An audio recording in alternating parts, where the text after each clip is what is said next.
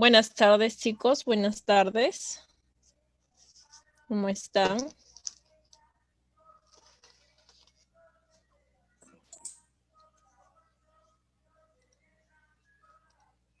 Buenas tardes. Vamos a empezar la clase del día de hoy ya. Me da un minuto para proyectar las diapositivas. Ahí está.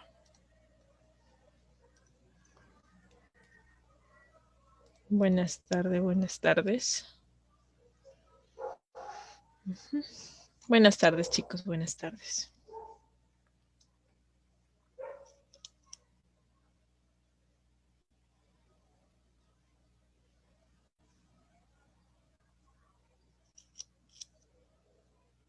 Muy bien. Empezamos.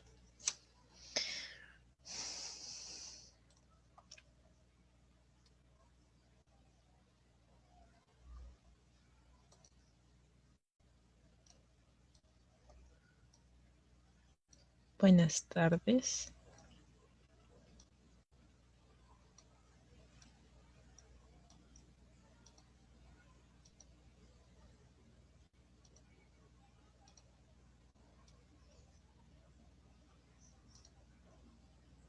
Bien. Bien, chicos, el día de hoy vamos a trabajar el tema relacionado a las altas culturas del Perú prehispánico, ¿ya? O la periodificación del Perú prehispánico. ¿Ya, chicos? Con ese tema vamos a empezar el día de hoy.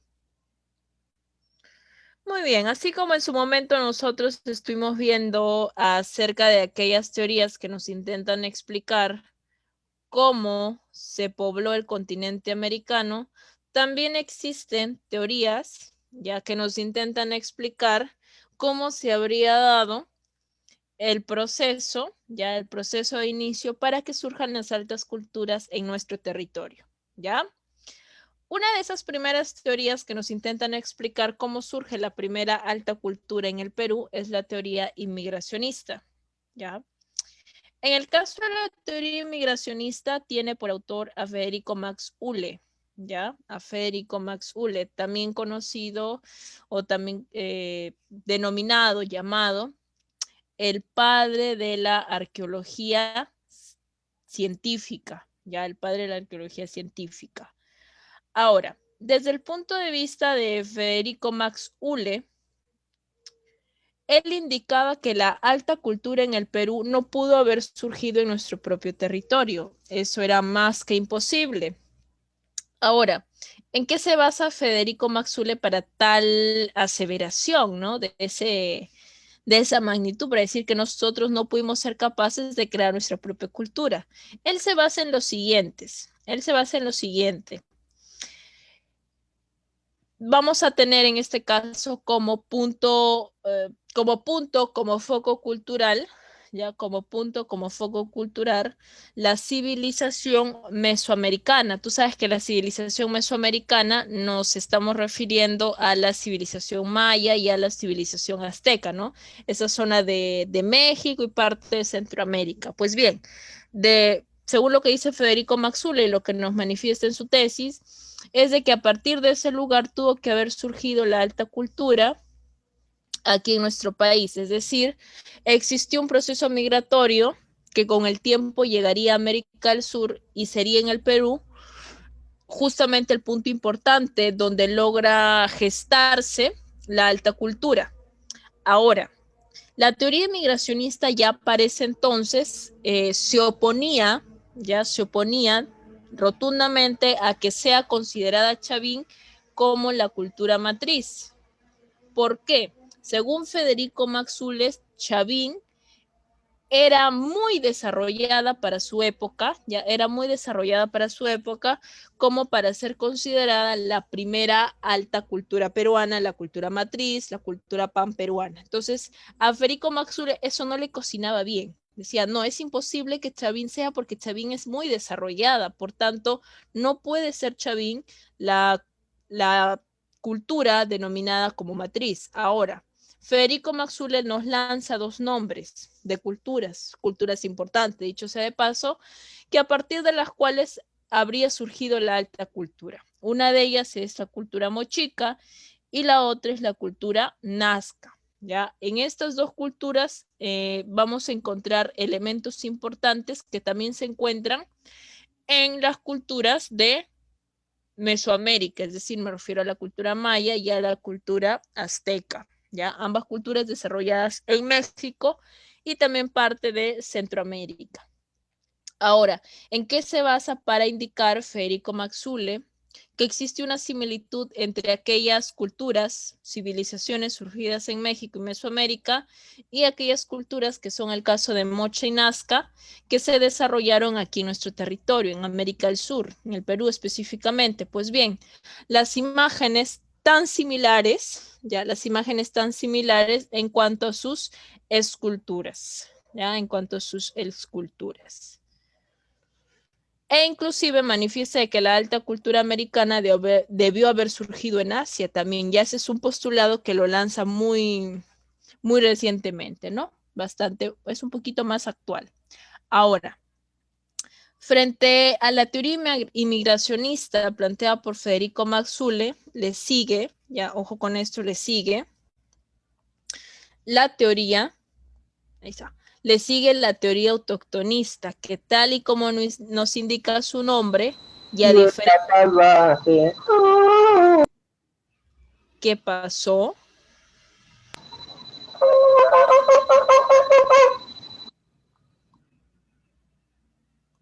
Cuidado, chicos, con su audio. ¿Qué pasó?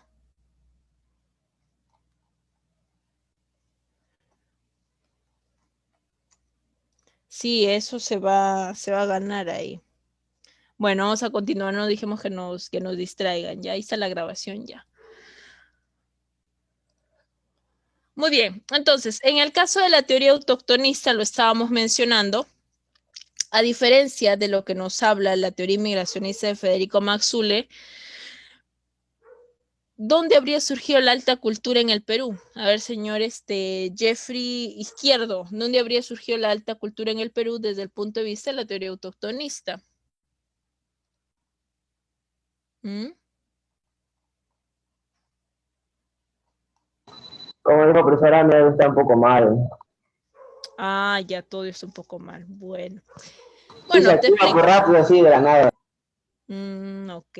Bueno, a lo que yo me estaba refiriendo, si en el caso de Ule nos dice que la alta cultura surgió fuera de nuestro territorio, la teoría autoctonista nos indicaría que la alta cultura, ¿dónde surgió? ¿Dónde surgió? Autoctonista, autóctono. Nuestro. Dentro de nuestro propio territorio, ¿verdad? Correcto. Entonces, desde el punto de vista de la teoría autoctonista, la alta cultura surgió en nuestro propio territorio. Ahora, ¿en qué se basaba Julio César Tello para hacer tal aseveración de que en nuestro territorio fuimos tan capaces de gestar nuestra propia cultura?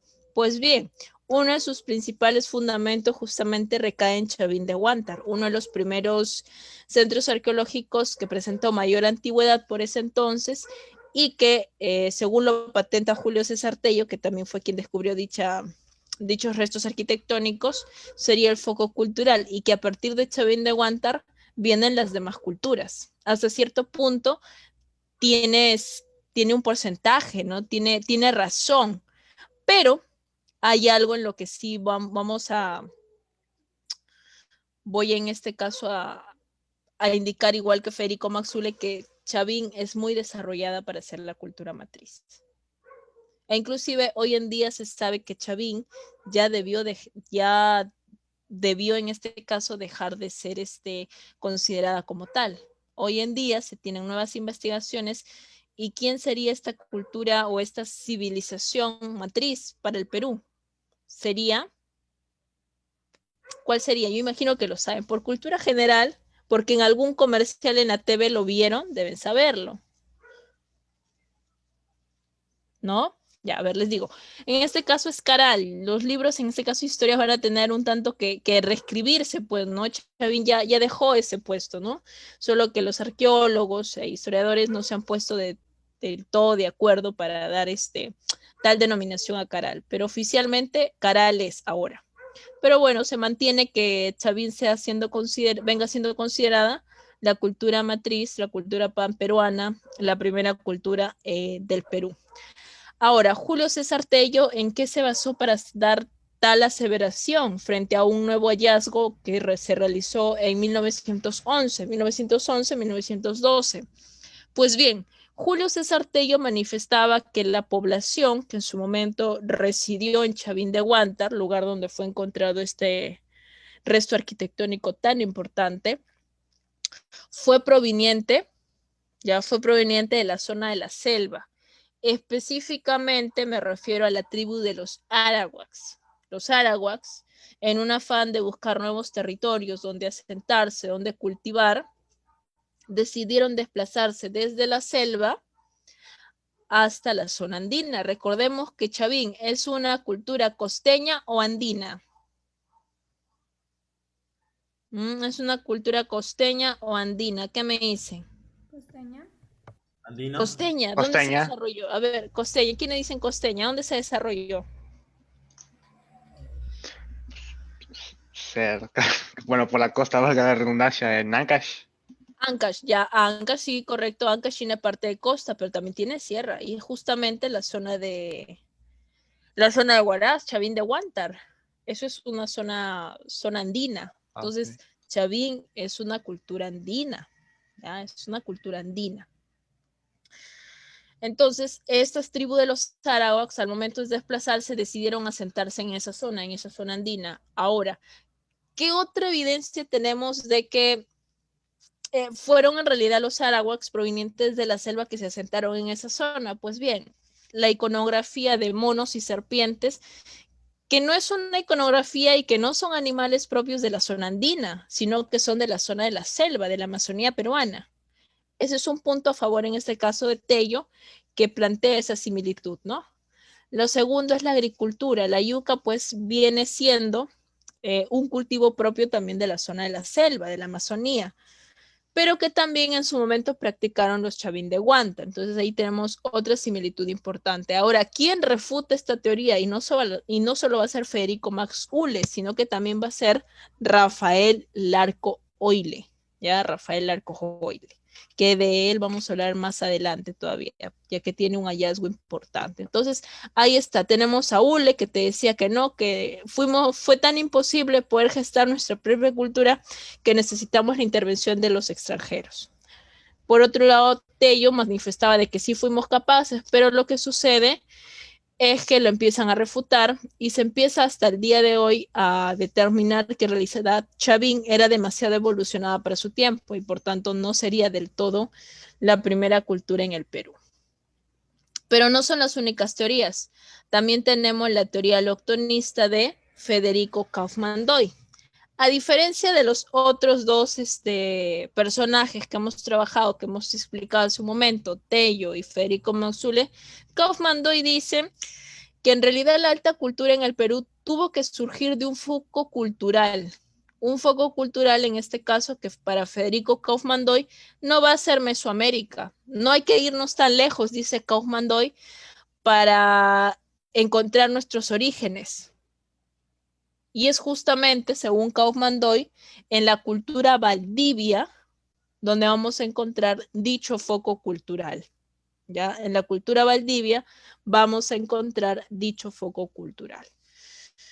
Es decir, Valdivia, ubicada en Ecuador, habría sido el foco cultural que hizo, en este caso, fomentó en el Perú la idea de que nazca la cultura, que surja la alta cultura en nuestro territorio, y también habría sido el foco cultural para que nazcan esas civilizaciones tan importantes en Mesoamérica. Me refiero específicamente a la civilización maya y a la civilización azteca. Eso es lo que nos plantea Federico Kaufmann-Doy, ¿no? La cultura valdivia es el foco cultural ubicado en el Ecuador. A partir de ahí surge la alta cultura tanto para México, Mesoamérica, con maya y azteca, y para el Perú también surgiría la alta cultura, ¿ya? Ahí está, se propagó a México y a Perú. ¿A partir de dónde? A partir de la cultura valdivia. Vamos a subrayar esto. Ahí está. ¿Hace cuánto tiempo sucedió esto? Hace 5.000 millones de 5.000 años, 5.000 años. ¿Ya? Ahora, ¿cuál es la evidencia más importante que se tiene para tal aseveración? Pues bien, en Valdivia, entre 1965 y 1969, se encontró una escultura. Ya se encontró una escultura. Ahora, esta escultura representaba a una serpiente emplumada. En México, en la zona de Mesoamérica, se hablan de algunas leyendas de una deidad, de una serpiente emplumada que prometió regresar. ¿Te suena esa leyenda? El famoso Quetzalcóatl. Y aquí en el Perú, tú te preguntarás, ¿qué relación hay? ¿También hablamos de una deidad que prometió regresar? Sí, no necesariamente una serpiente emplumada, pero sí, se habla de una deidad que prometió regresar. ¿Cuál es esa deidad que prometió regresar? Huiracocha en el Perú. Por eso es que en el caso de Mesoamérica, te voy a dar este datito, cuando llegaron los españoles, ellos pensaron que era su dios Quetzalcóatl, quien estaba regresando porque les prometió regresar. Pero ya sabemos que se confundieron, pues no era su dios Quetzalcóatl, sino quién eran los españoles estaban llegando a invadir. Bien, esa es la tercera teoría, la teoría allochtonista de Kaufmann-Doyle, pero también tenemos la teoría hologenista. En el caso de la teoría hologenista es planteada por ¿quién? Por Luis Guillermo Lumbreras. Para Luis Guillermo Lumbreras la situación es la siguiente. La alta cultura en el Perú no pudo haber surgido solo de aportes foráneos, extranjeros, ni solo tampoco de aportes autóctonos, propios de nosotros, porque recién estábamos empezando, pues recién estábamos formando. Para Luis Guillermo Lumbreras y su teoría hologenista, nuestra alta cultura surgió a partir de aportes externos, aportes foráneos y aportes internos, propios, autóctonos. ¿Cuáles serían los aportes externos? La cerámica colombiana y ecuatoriana. ¿Cuáles serían los aportes internos? La agricultura, el tejido y la arquitectura. ¿Algunas preguntas, chicos, hasta aquí? ¿Hay una la cual es más aceptada por los científicos más que otra? Sí, y la más reciente justamente es la de Lumbreras, la teoría hologenista. La teoría hologenista, porque si te das cuenta, tanto la de Kaufman, la de Tello y la de Ule, nos hablan de una cultura o de un lugar que sirvió como foco cultural. En cambio, Lumbreras es un poquito más preciso al indicarnos que no pudo existir un foco cultural único, pudieron ser varios. A partir de esa mixtura, surgiría en este caso la alta cultura en nuestro país. ¿Ya? La Ok. alta cultura. Profesora, una pregunta. La de Doyle también es llamada teoría eléctrica.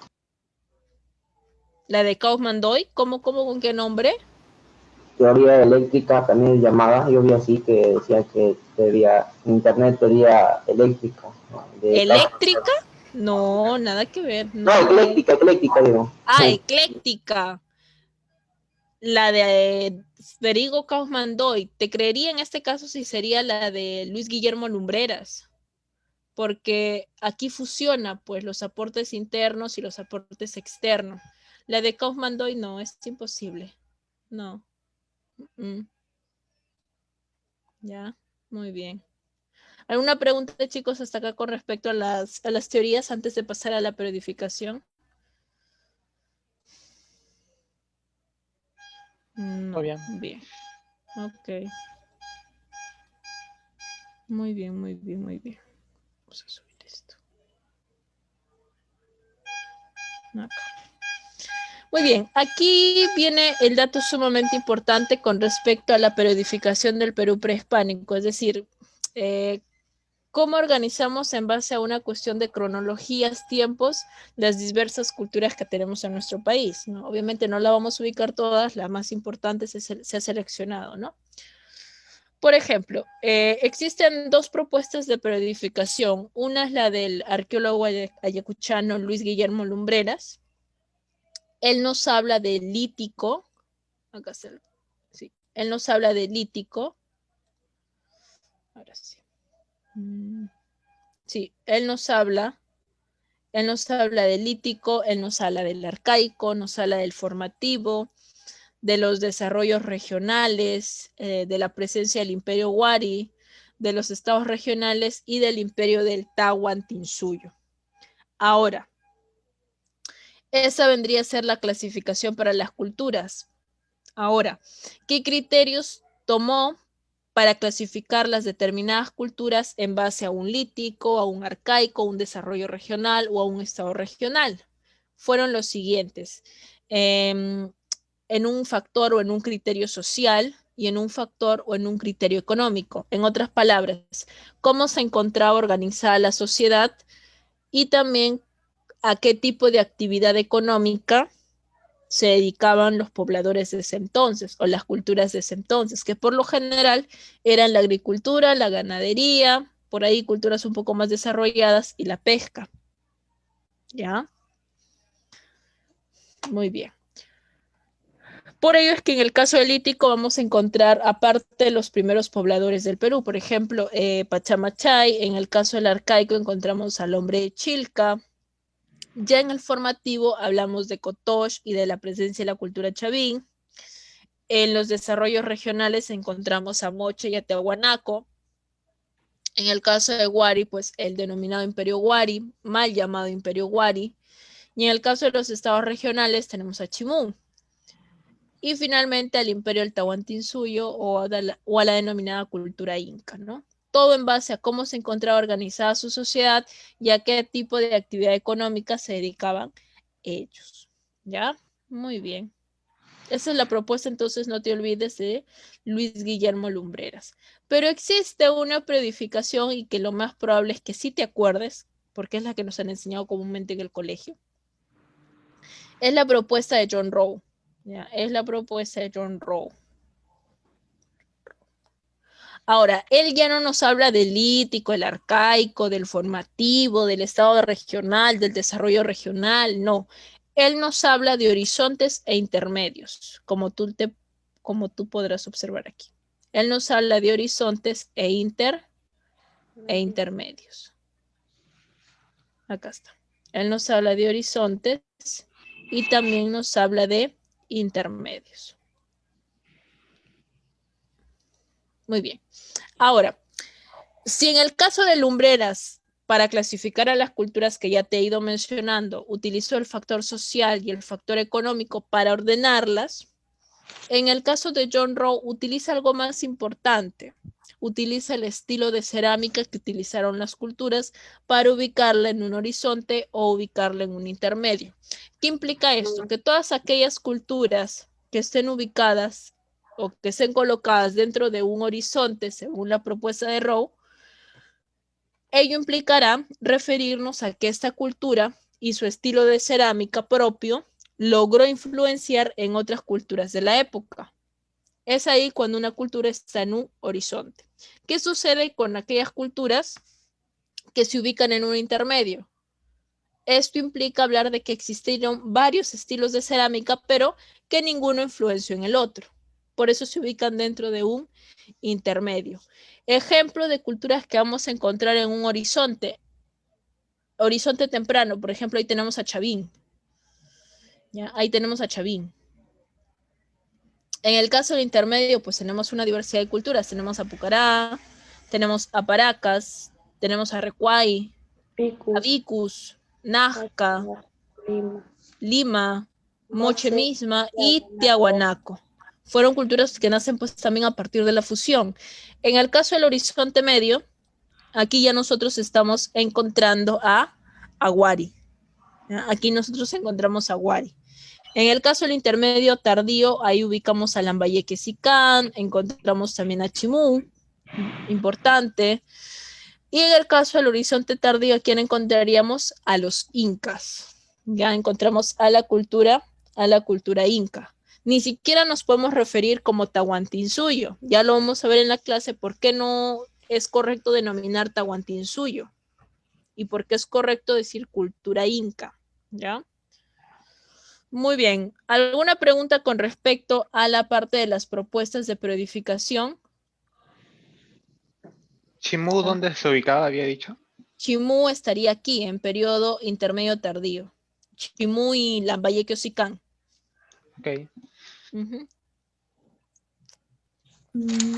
¿Qué referencias usó Lumbreras? Lumbreras. Ya, referencias, o en este caso te refieres al criterio que utilizó para jerarquizar a las culturas.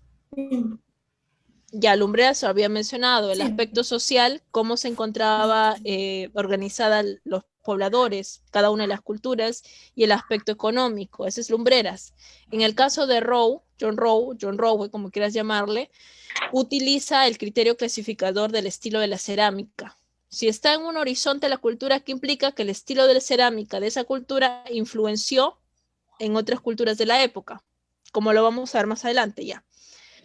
Y si la cultura está dentro de un intermedio, eso implica, según Rowe, según su propuesta, que existieron varios estilos de cerámica y ninguno predominó, ninguno influenció sobre el otro. ¿Ya? Muy bien.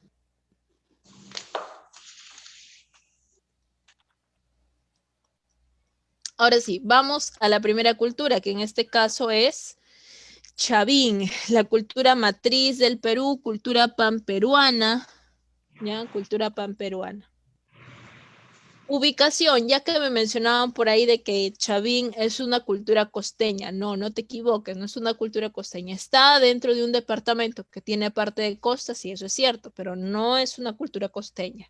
Su ubicación, en este caso, es en el denominado Callejón de Conchucos, entre los valles del río Mosna y Huachexa, ¿ya? Ubicación, ahí está.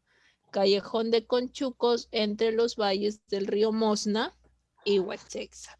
¿Cuál es la capital de Chavín? Bueno, el centro más importante y que fue uno de los primeros en ser encontrados es Chavín de Huántar, en Ancash. Ahí está. ¿Quién fue el descubridor de esta cultura y de este centro tan importante? El descubridor va a ser Julio César Tello.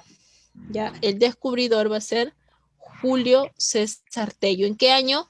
1919. A Julio César Tello también se le da la denominación de padre de la arqueología del Perú.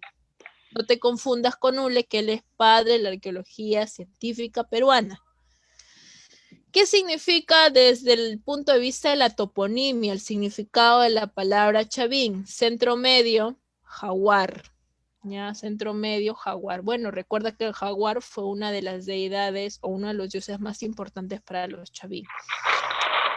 El origen de la cultura Chavín se va a encontrar en el grupo étnico o en la tribu amazónica de los arahuas. Esto es según Tello, pues, ¿no? La deidad principal es su dios felínico, su dios jaguar, aunque no fue la única deidad, y lo vamos a ver a continuación. El idioma, se habla de un idioma protoquechua. En cuanto a la economía o a la actividad económica que se dedicaron los Chavín, hablamos de la agricultura, específicamente a la cultura del maíz. También fueron unos grandes ingenieros hidráulicos. Un claro ejemplo de ello es el canal de Cumbemayo en Cajamarca, que imagino que alguno de ustedes debe conocerlo, aunque sea por foto o por video, que lo hayan observado.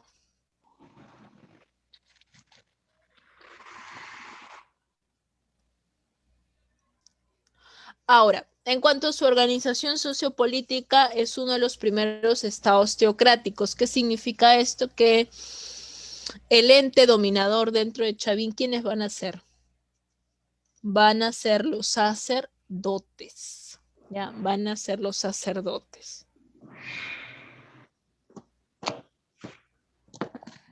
Ahí está, fue el primer estado teocrático del Perú. Quienes van a dirigir prácticamente Chavín van a ser los sacerdotes.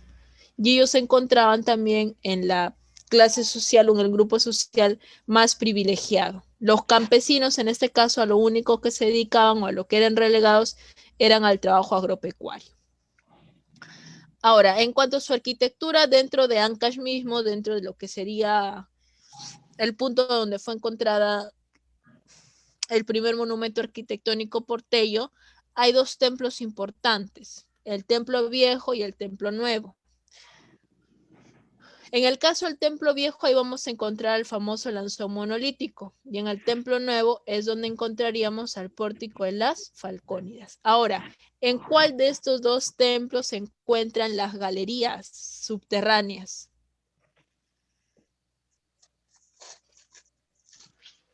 Templo viejo. ¿Por qué crees que en el templo viejo?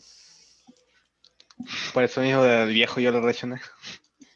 No, específicamente en el templo viejo porque debido a la presencia del lanzón monolítico en el templo viejo, fue ahí donde se construyeron estos canales subterráneos. Era un sitio de peregrinación. Ahí los sacerdotes ingresaban con una famosa infusión, bueno, la vamos a denominar infusión, una especie de rito que realizaban con el San Pedro. Pues no, el San Pedro era utilizado por ellos como una planta alucinógena. Ahora, cuando ellos ingerían este San Pedro, planta alucinógena, observaban en el lanzón monolítico figuras e imágenes que nosotros simples mortales no podríamos observar, pues, ¿no? Producto justamente de este ritual, muy similar al ritual que se realiza en el caso del ayahuasca en la selva, pues, ¿no?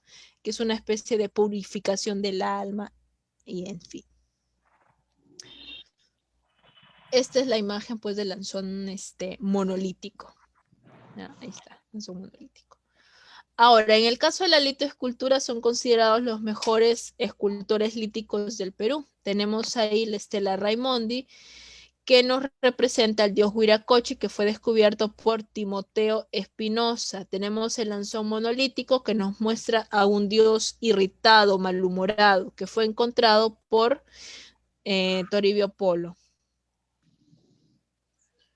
El obelisco Tello, que nos presenta una deidad hermafrodita, fue descubierto por Trinidad Alfaro.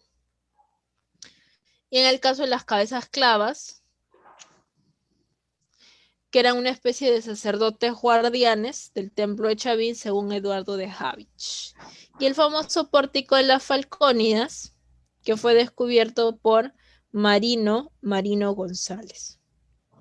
Este es el famoso pórtico de las Falcónidas. En la parte, en este caso superior, ahí se pueden ver las dos aves míticas, ¿no?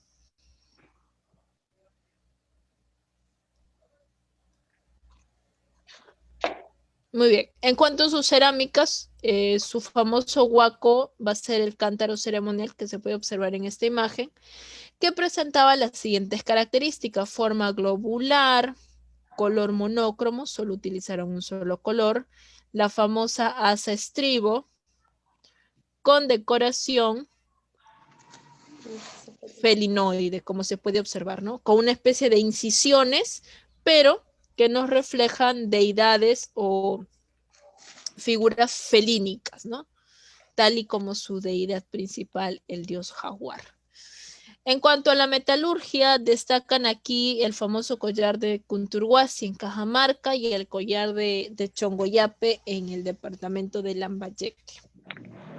En cuanto a la trilogía religiosa, bueno, estuvieron 3 deidades que fueron importantes, pero en las cuales destaca el jaguar, ¿no? El jaguar, el cóndor y la serpiente. Ya sabemos que el más importante, el que más resalta es el dios jaguar. Ahora yo te pregunto, tú imagino que por cultura general sabes que en una época de la historia del Perú, historia republicana, contemporánea específicamente, se llevó a cabo una operación a la cual se le conoce como Operación Chavín de Huántar. Ahora, ¿por qué utilizaron tal nombre para tal operación? Les gustó y dijeron, hay que ponerle este nombre, pues, ¿no? ¿Qué puede pasar? ¿Por qué le colocaron ese nombre? Tiene su historia y está ligada justamente a esta cultura. ¿Por qué crees? ¿Mm? ¿Por qué crees? A ver, te escucho. ¿Por qué crees? ¿Mm? La verdad es que no tengo idea. A ver, chicos, los demás, a ver, ¿por qué creen que se le da esa denominación de Chavín de Huántar? Solo porque les gustó el nombre y como no había otro nombre, bueno, vamos a ponerle ese nombre, dijeron, ¿no? ¿Por qué creen? A ver. Que Yo pensaría que fue porque para Julio César Tello fue el origen de la cultura peruana y por eso pensé que por importante, por eso mismo se le nombró, de que era un A ver. descubrimiento novedoso, nuevo. Ya, Sus- ok, bien. Por sus A esta túneles parecidos a los que usaron los de la cultura chavín. Exacto, ahí está la explicación. Cuando se lleva a cabo esta denominada Operación Chavín de Guantar era para poder rescatar a aquellos personas que habían sido, se encontraban como rehenes en la Embajada de Japón. Ahora, el único mecanismo que se podía utilizar para que esos rehenes pues salgan con vida, al menos la mayoría, la única solución era la utilización de canales o de galerías subterráneas, tal cual lo hicieron los Chavín. Y el que tiene o ha tenido la oportunidad de ir a ese lugar, a Chavín de Guantar, en Ancash, se dará cuenta pues de que esas galerías sí son regularmente un tanto amplias, pero destacan hoy en día pues por su legado arquitectónico, ¿no? Entonces por ello es que se le colocó tal denominación, tal y como lo ha dicho su compañero, ¿ya? Muy bien. Aquí tenemos también a Paracas, conocidos como los mejores tejedores y médicos del Perú. Recordemos que esta sí es una cultura, esta es una cultura costeña.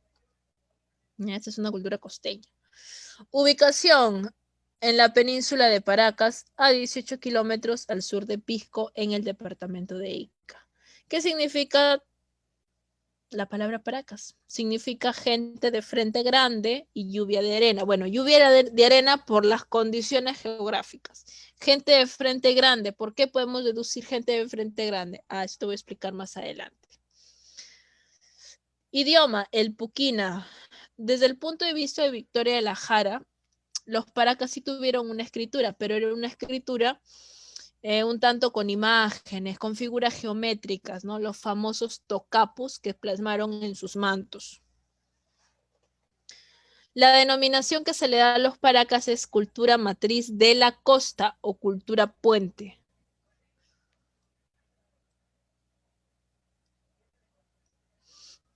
Ya, cultura puente. En el caso de la economía, ellos se dedicaron a una agricultura intensiva y al intercambio comercial mediante el trueque.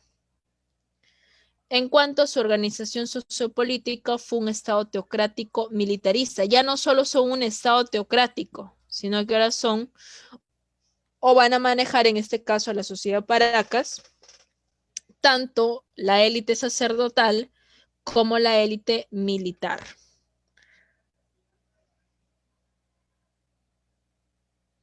Bien, en Paracas se destacan dos periodos o dos fases, o al menos así lo ha dejado ver Julio César Tello. ¿Ya? Julio César Tello. En el caso de Paracas Cavernas, que es la primera fase de esta cultura, tiene como capital a la zona de Tajahuana, Cerro Blanco. En cuanto a su cronología, Paracas Cavernas todavía corresponde a hablar del Horizonte Temprano. En cuanto al tipo de tumba, la forma de la tumba que vamos a encontrar en Paracas Cavernas es la forma tan conocida y mítica por la cual se hace conocido Paracas, es decir, como una especie de copa invertida, como una especie de embudo, ¿ya? El descubridor de esta cultura, ¿quién fue? Fue Julio César Tello y Samuel Latrap. En cuanto a su desarrollo, Paracas Cavernas va a tener influencia chavín. ¿Cómo se va a ver reflejada esa influencia que Chavín va a tener en Paracas? Mediante su cerámica. Así es, mediante su cerámica. En cuanto a su textilería, durante la primera fase, me refiero a Paracas Cavernas, no va a destacar tanto por sus textiles. Sí elaboraron, pero no fueron tan excelentes como los que vamos a encontrar en Paracas Necrópolis. ¿Ya?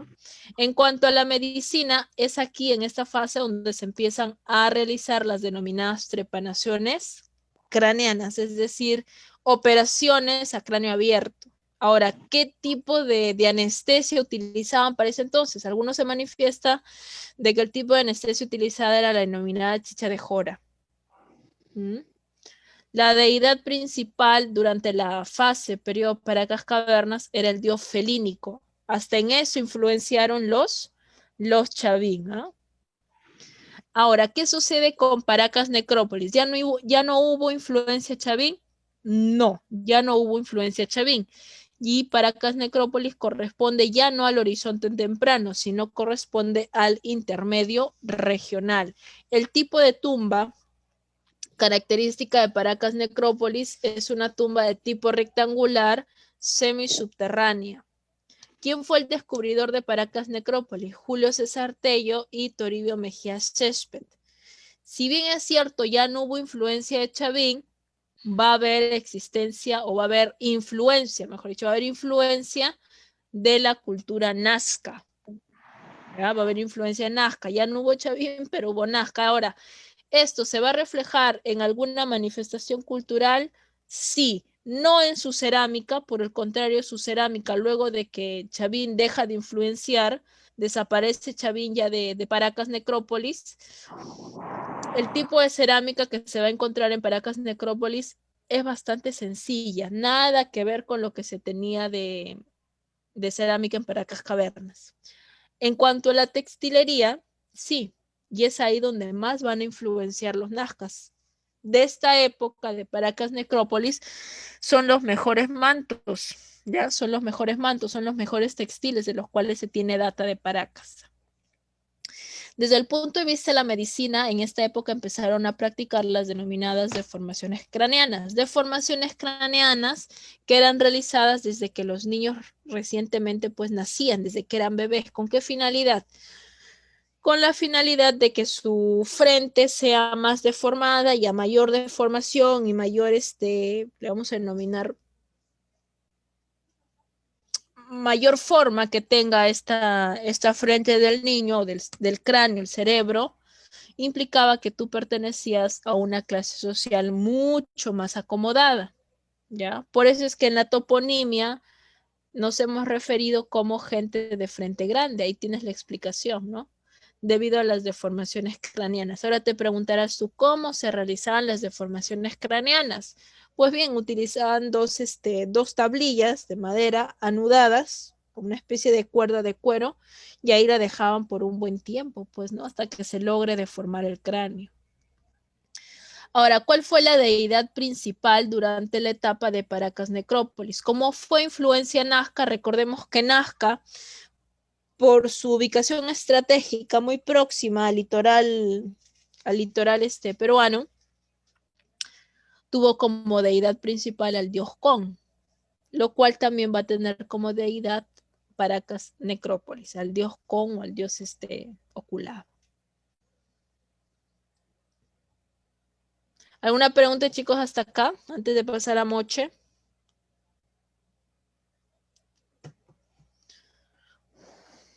En Chavín, Julio César Tella fue el que sí descubrió la cultura, pero fueron otras personas las que descubrieron, por así decirlo, los líticos importantes de la cultura. Ah, es ¿Por qué correcto. se dio esto? ¿Por qué a lo mejor no pudo haber sido el mismo César Tello descubrirlo? Recordemos que el hallazgo de Tello data de 1919, según lo que hemos indicado ahí.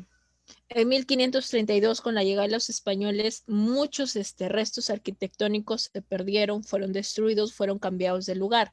Por eso es que el mismo Tello no pudo encontrar estas otras esculturas importantes que hemos mencionado. ¿Ya?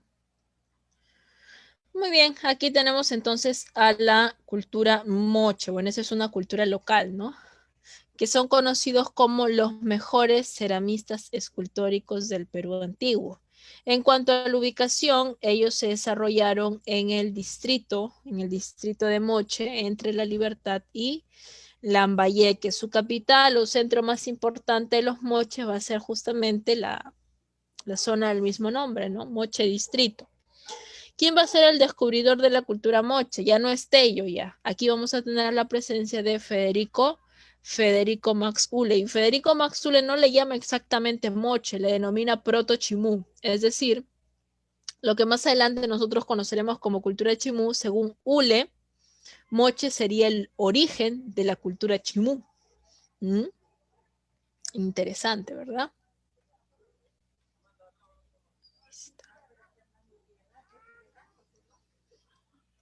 Ahora, para la cultura moche sí existió un tipo de escritura y no la encontró Federico Maxule. Quien hizo una constante investigación acerca de esto fue Rafael Arcoile.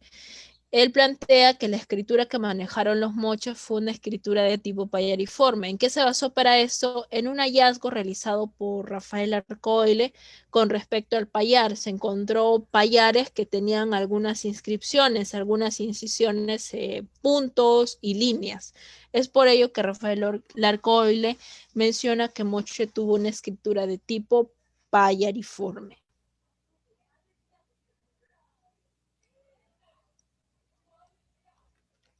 ¿Cuál fue la deidad principal de los moche? Fue el dios Ayapaec, el hacedor, el decapitador. Aquí también hablamos de una deidad felínica, de una deidad bastante que presenta o es manifestada o ha sido representada en sus monumentos como un dios bastante irritado, molesto, ¿ya? Ahora, si existió una escritura, también debió existir un idioma, y es el idioma Muchik. Hoy en día todavía hay personas que lo hablan, al idioma Muchik, pero son personas pues que pasan los 100 años aproximadamente y que sí se encuentran en Moche, ¿no? Ahora, desde el punto de vista económico, en el caso de Moche, ellos se dedicaron a la agricultura intensiva. ¿De qué manera?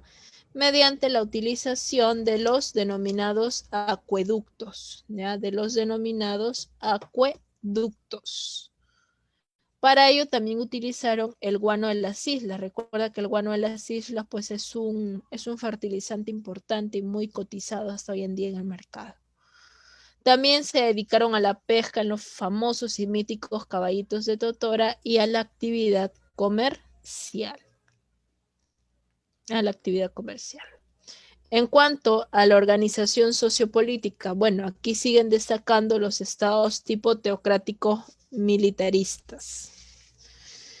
También vamos a encontrar aquí una organización sociopolítica bastante interesante. Por ejemplo, tenemos al Siequich. Ya tenemos al Siequich.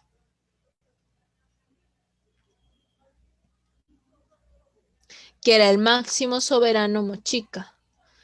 También tenemos al Piliac o sacerdote, que era una especie de sacerdote guerrero que habitaba en los templos de forma piramidal.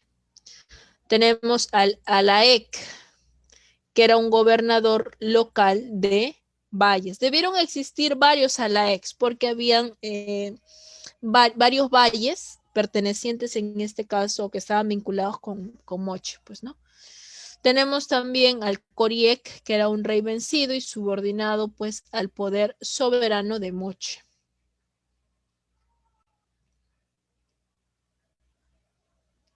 Y finalmente al Paraec, que era un jefe campesino o una especie de curaca local.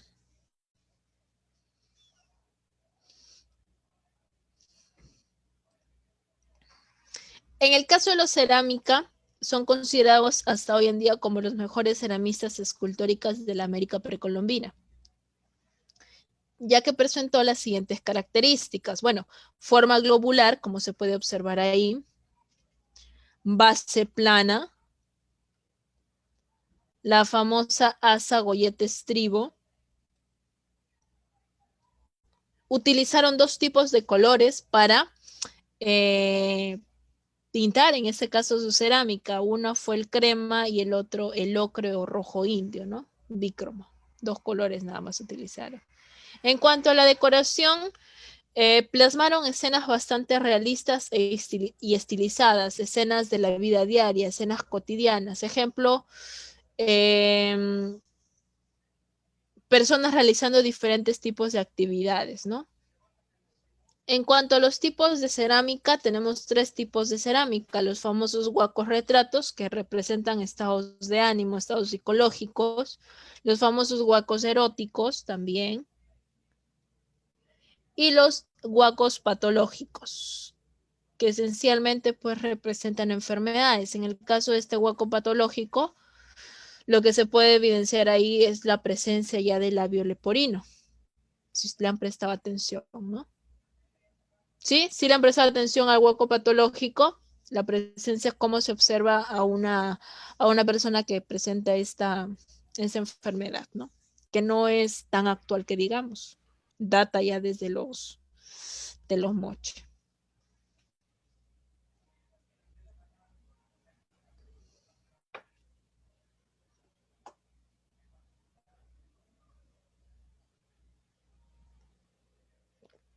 Ahora, ¿qué centros ceremoniales importantes vamos a encontrar de los moche? Tenemos la Huaca del Sol, que es el culto a la Yapaec. La Huaca de la Luna, el culto a los muertos. Huaca Rajada, culto al señor de Zipán, que fue descubierto por Walter Alba en 1987. Y Huaca el Brujo, donde se encontró a la señora o la dama de Cao, descubierta por quién, por Régulo Franco Jordan, conocida como la primera gobernante mujer del Perú, o también como la dama tatuada. A esta serie de centros ceremoniales tendríamos que agregarle también ahí a la sacerdotisa de Moro, aunque es un poco más actual también su hallazgo. ¿Ya? Es un poquito más actual también el hallazgo. ¿Qué sucedió con los moche? ¿Por qué desaparecen? ¿No? ¿Por qué desaparecen? Producto de la conquista de los guaris, ¿ya? Producto de la conquista de los guaris.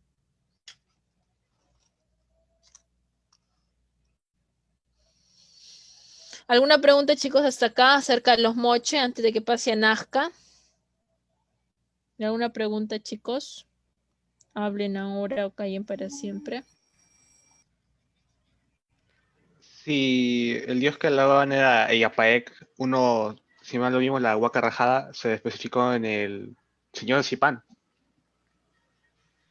A ver, ¿puedes repetir tu pregunta, por favor? El de la Huaca Rajada, ahorita que acabamos de ver.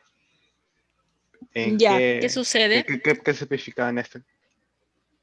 No, ahí fue a ver, le vamos a denominar una especie de valle donde también existió un gobernante, que en este caso va a ser el señor de Zipán.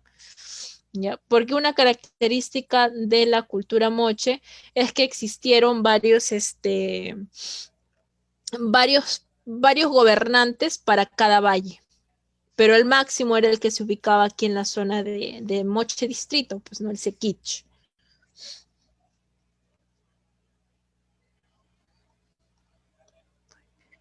Muy bien. Ahora tenemos aquí a Nazca, la cultura Nazca. Son conocidos también como los ceramistas pictóricos, los mejores ceramistas pictóricos del Perú antiguo. En cuanto a su ubicación, ellos se ubicaron en la cuenca, y ojo con esto, en la cuenca del Río Grande en Ica. ¿Cuál es su capital o el centro más importante para ellos? Es la ciudad de Cahuachi. ¿Ya? Es la ciudad de Cahuachi. ¿Quién fue el descubridor de la cultura nazca? No fue Tello, por si acaso, sino fue Maxule en 1901.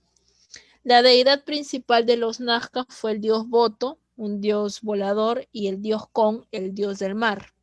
¿Ya? El idioma que practicaron los nazca fue el idioma puquina, y su símbolo de guerra vendría a ser el halcón. En cuanto al tipo de actividades económicas que los nazcas en su momento se dedicaron, van a ser agricultores, aunque en una zona desértica bastante complicada por las condiciones, pero ello no fue impedimento para que la agricultura sea propicia en esa zona. En esa época no había proyectos, obras de irrigación como lo hay ahora, pero el ingenio de los nazcas fue más. No habrán en este caso pues colocado una gran obra de irrigación en esa zona que era prácticamente desértica, pampa, pero sí utilizaron o sí fueron capaces de construir puquios, o también conocidas como galerías filtrantes. Puquios, ojos de agua o galerías filtrantes es el nombre que se le da a esta obra hidráulica que utilizaron. Ahora, si es que uno lo ve desde el cielo, en avioneta, en esa zona, se pueden observar pues como una especie de ojos de agua en medio del desierto, ¿no? Como especie de, no, oasis, no, ojos de agua. Me quedo con ese término de ojos de agua.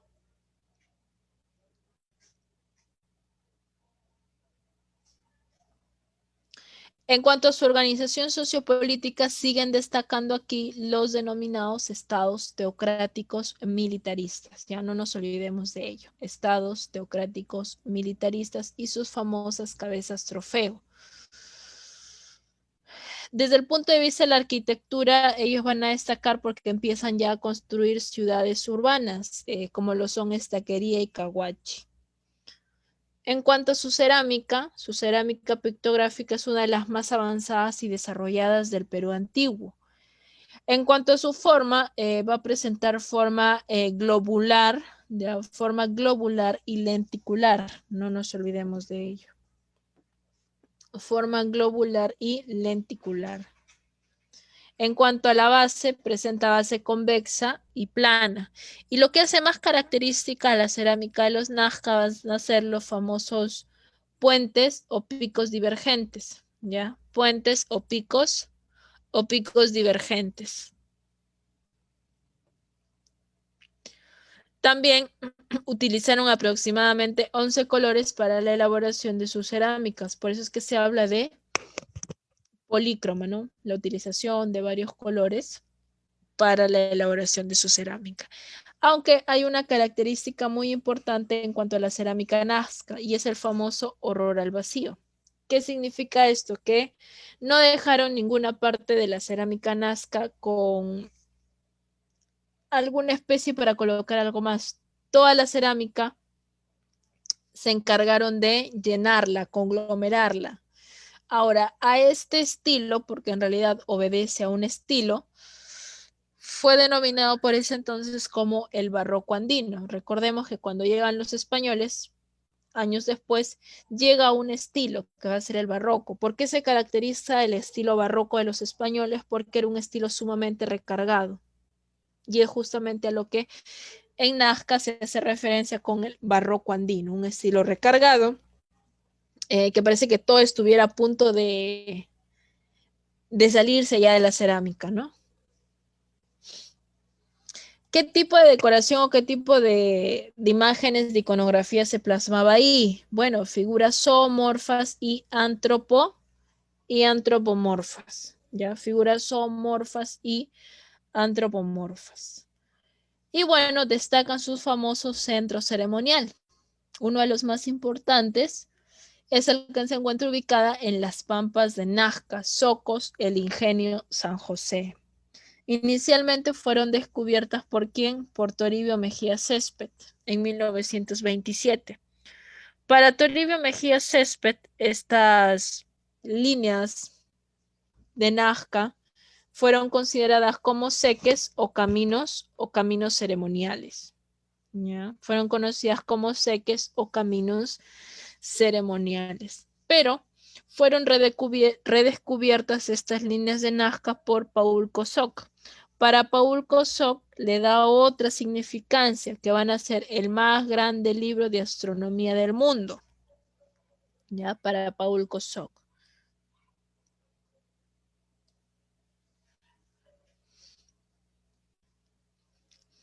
Pero quien llevaría la fama de estas líneas de Nazca sería María Reich, conocida también como la Dama de Nazca, que prácticamente dedicó más de 50 años de su vida al estudio de estas líneas. Ahora, ¿cuál era el significado que tenían las líneas de Nazca para María Reich? Para María Reich, y según los estudios que ella realizó, fueron un calendario astronómico con fines agrícolas para identificar tiempos de sequía y tiempos de lluvia. ¿Qué tipo de animales se han representado ahí? Bueno, lagartijas, monos, serpientes, peces, cóndor, el caimán, arañas, colibrí, la orca y otro tipo de aves, inclusive también figuras geométricas, ¿no? Ahora, un último hallazgo que se encontró fue la presencia de un gato y que también corresponde, fue una de las últimas figuras o líneas encontradas en Nazca, ¿no? una especie de gato, parecía una especie de puma. Como también, y hasta el día de hoy todavía es un enigma, la presencia de un candelabro en esa zona de Nazca, ¿no? Muy próxima a las líneas. Aunque se sabe, ¿no?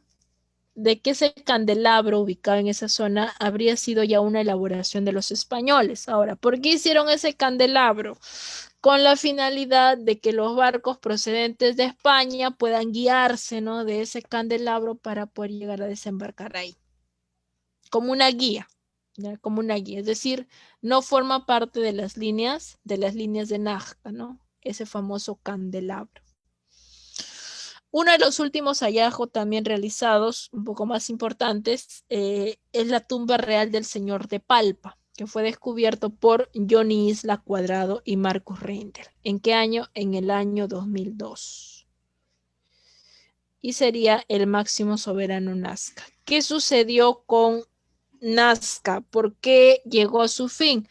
Producto del fenómeno del niño, es decir, era... En este caso, la presencia del fenómeno del niño ya databa desde esa época, ¿no? Muy bien, ¿alguna pregunta con respecto a Nazca que quieran realizarme antes de pasar a Tiahuanaco, chicos?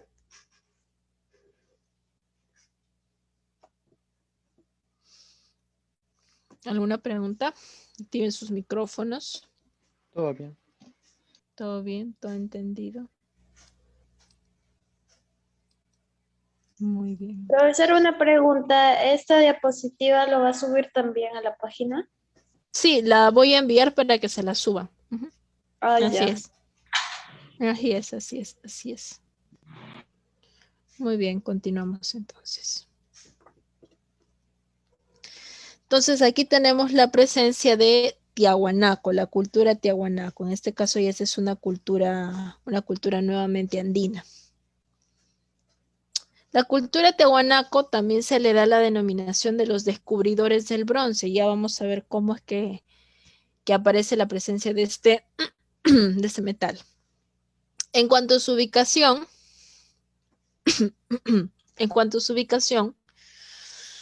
ellos se desarrollaron en la meseta del Collao, que corresponde al altiplano peruano-boliviano. Su capital o centro más importante, los Tiahuanaco, viene a ser la zona o la ciudad de Taipicala, que significa piedra ubicada al medio del Titicaca. Tuvo un descubridor, en realidad tuvo varios descubridores, pero uno de los primeros va a ser Pedro Cieza de León. En este caso es un español, conocido también como príncipe de los cronistas. El origen de la cultura tiahuanaco lo encontraríamos en la cultura pucará y en la cultura queya. ¿Cuál es la deidad principal de los tiahuanacos? El dios Huiracocha, o también conocido como el dios de las varas. ¿Por qué se lo conoce con el nombre de dios de las varas? Porque portaba en cada una de sus manos una vara, ¿no? Y es el mismo dios que se va a observar, ojo con esto, es el mismo dios que se va a observar, ya, ojo con eso, es el mismo dios que se va a observar en Chavín. Recuerden que yo les hablaba de una deidad, ¿verdad? Adicional en este caso al jaguar, que también se representa en parte de sus monumentos escultóricos.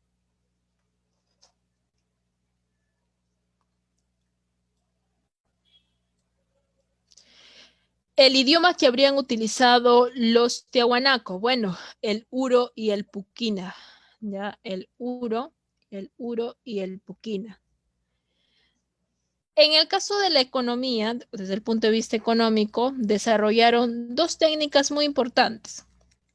Uno de ellos es el famoso control vertical de los pisos ecológicos, que fue estudiado por John Murra, ¿ya? Y la famosa también técnica agrícola de los guaru, chacras elevadas o camellones. Y por ahí también le agregamos otras que vienen a ser los andenes, ¿ya? la presencia de los andenes. Ahora, ¿en qué consistía el control vertical de los pisos ecológicos? Que eso es lo más importante de saber. A ver, ¿alguna idea que en qué pudo haber consistido el control vertical de los pisos ecológicos? Bien, en lo que consistió en su momento el control vertical de los pisos ecológicos era en que buscaban, ¿no? Buscaban a toda costa que aquellos productos que no podía dar en la zona de la meseta del Collao, el lugar donde ellos se desarrollaron, producto de las condiciones geográficas, las condiciones climáticas, pues ellos fueran a buscarlos a otras zonas, a otras regiones. ¿Ya? Ellos fueran a buscarlos a otras zonas o a otras regiones. ¿Ya? En el caso de los guaru guaru, las chacras elevadas, pues bien, fue una técnica agrícola que permitió que aquellos cultivos que sí podían dar en estas zonas de inclemente frío, ¿ya?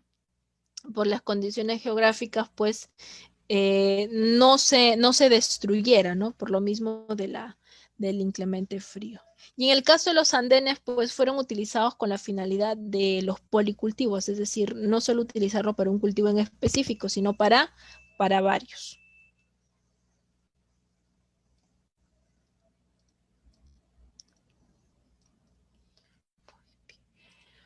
En el caso de la organización sociopolítica, ya, en el caso de la organización sociopolítica hablamos de uno de los primeros estados teocráticos, ya, y ojo sí con esto, los estados teocráticos expansivos, ya, estados teocráticos expansivos. Que en su momento, y según se precisa, estuvieron divididos en dos bandos, el Hanan Saya y el Urin Saya.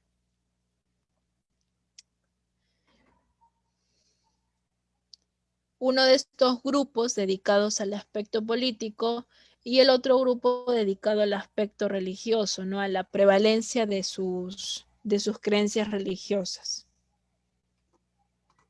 Ahora, si ustedes se dan cuenta, cuando nosotros hablamos de Hanan Saya, de Urin Saya, más o menos no se les viene por ahí la idea de hablar del Tahuantinsuyo o de los incas, porque recuerden que los gobernantes dentro del Tahuantinsuyo, en este caso de manera general de los incas, pertenecieron a dos dinastías, ¿verdad? A la dinastía del Urin Cusco y del Anan Cusco. Pues bien, según una tesis, ¿ya? Según una tesis del catedrático de San Marco, Waldemar Espinosa Soriano, manifiesta que el origen de los incas lo vamos a encontrar en la cultura tiahuanaco. En un determinado momento, los tiahuanacos fueron, le vamos a denominar, invadidos, ¿ya? Por grupos aymaras procedentes de la zona sureste. Estos grupos aymaras destruyeron prácticamente Taipicala, pero fueron solo algunos grupos que lograron salvarse de ese desastre.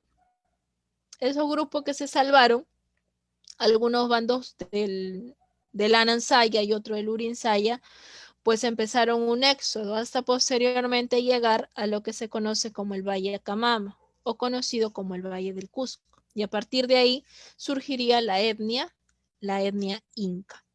Pero eso va a ser motivo de la siguiente clase que hablemos más de ello. Ahora, en el caso de la arquitectura, hablamos de una arquitectura de tipo monumental que utilizaron piedra labrada y también utilizaron las grapas de bronce. Me imagino que tú conoces esas grapas que colocas para unir tus hojas, ¿no? En el grampador. Bien, pero estas grapas de bronce pues eran mucho más grandes porque la función que tenían que realizar era unir esos grandes bloques de piedra que los tiahuanaco utilizaban para sus monumentos, ¿ya? ¿Cuáles son las piezas arquitectónicas, los restos arquitectónicos más importantes para los tiahuanacos? Pues bien, tenemos el centro ceremonial del Cala Sasaya, o conocido como el de Piedra Parada,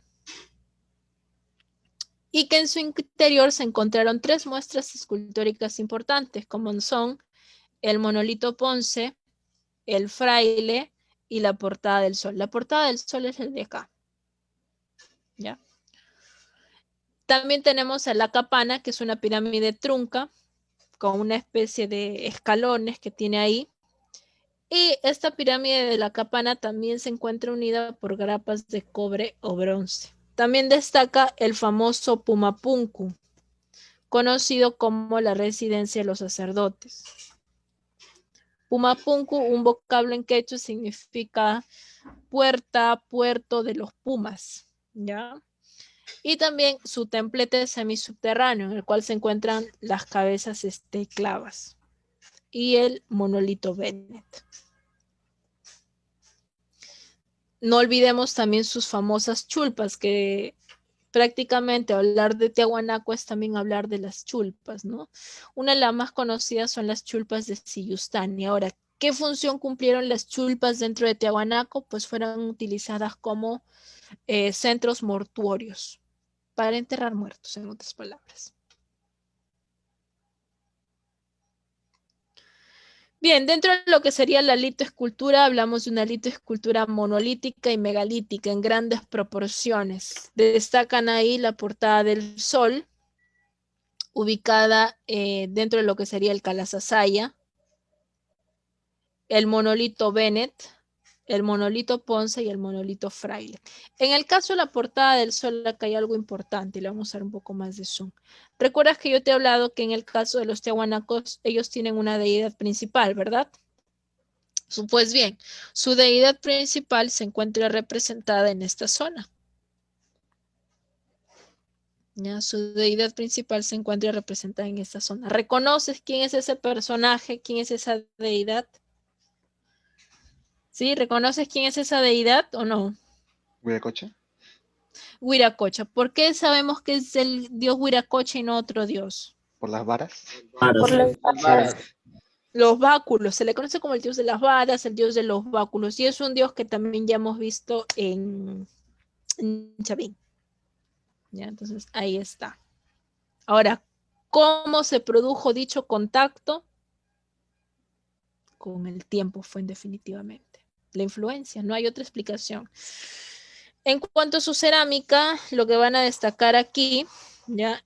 En cuanto a su cerámica, lo que va a destacar aquí es el famoso vaso ceremonial, oquero de madera y pebetero. ¿Ya? Presenta forma globular, polícromo, aunque hay un predominio del color anaranjado en la cerámica. ¿Ya? Desde el punto de vista de la metalurgia, fueron los descubridores del bronce. Recordemos que el bronce sale o nace a partir de la aleación del cobre con el estaño.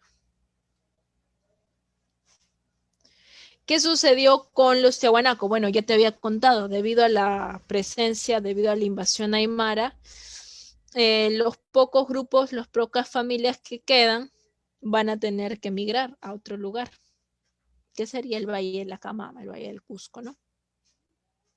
Muy bien. ¿Alguna pregunta antes de pasar a Wari? Antes de pasar a Wari, algunas preguntas, chicos. ¿Ninguna? Bien, continuamos entonces. Wari, también conocida como el primer imperio andino. ¿Qué significa esto? Que si Wari es considerado el primer imperio andino, existió un segundo imperio andino, ¿verdad?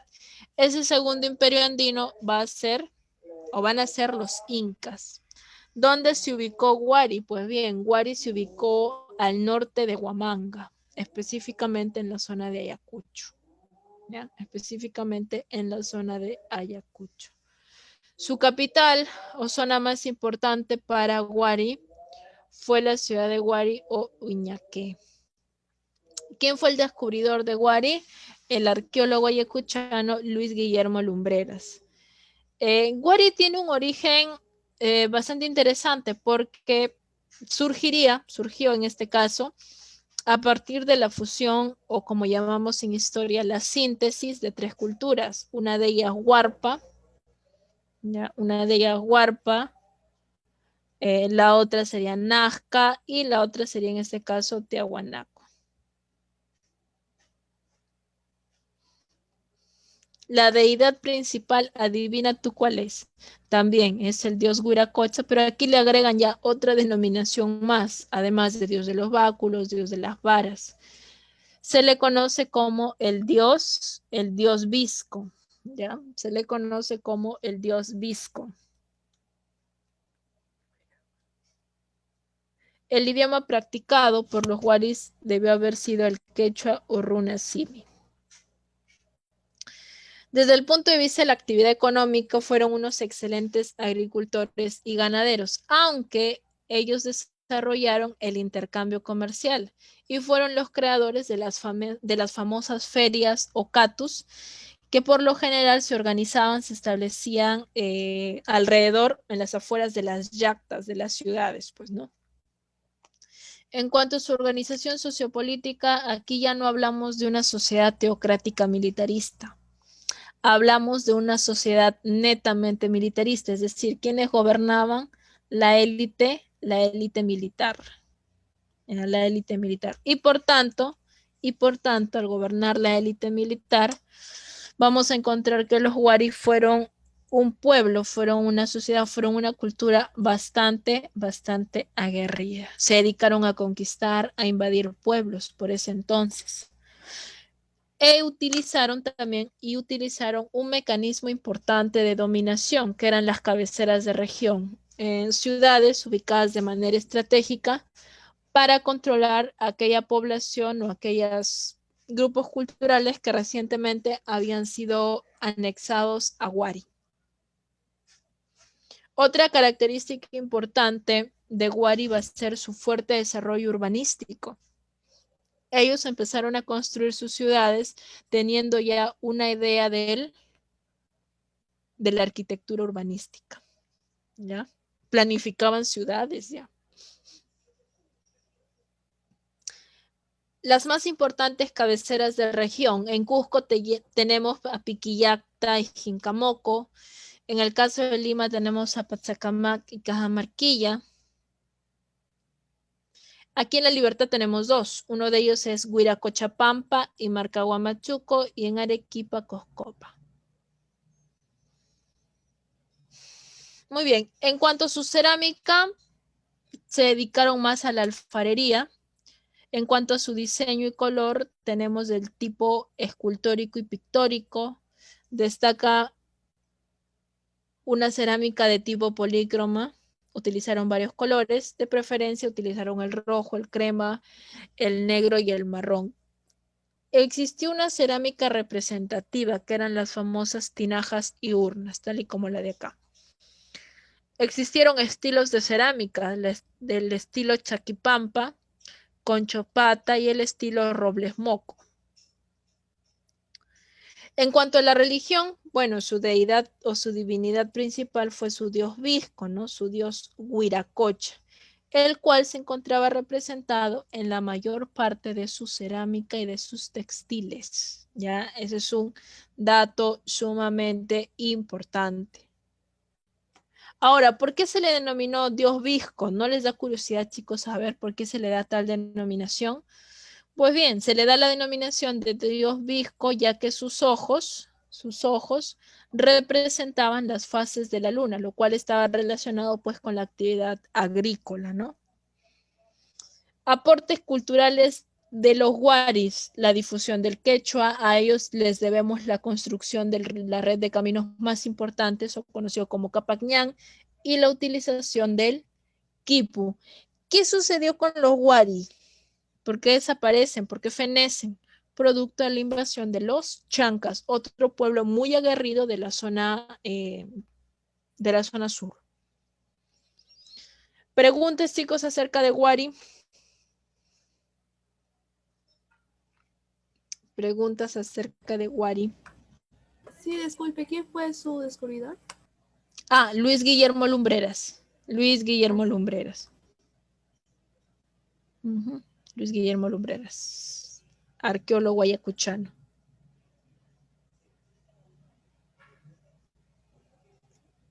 Muy bien. Entonces pasamos en este caso ya a Chimú. Ya pasamos en este caso a Chimú.